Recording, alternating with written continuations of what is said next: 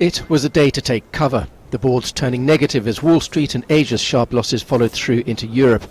Traders talking of a Trump dump as they turn attention to the US president and whether he can muster lawmakers' support for big policy pledges. The issues in relation to the healthcare reform are seen as a little bit of a litmus test of the Trump administration, not in terms of the context of health per se, but its ability to push through with the regulatory changes that certainly markets have been hoping for.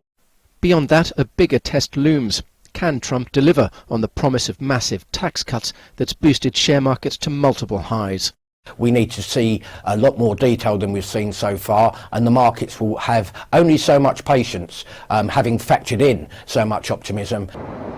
Even better Japanese trade numbers did little to lift sentiment after Trump's warnings on protectionism. An 11% rise in exports seen highlighting Japan's widening trade surplus as a concern. Though there too there's a sense campaign rhetoric may ultimately be reined in.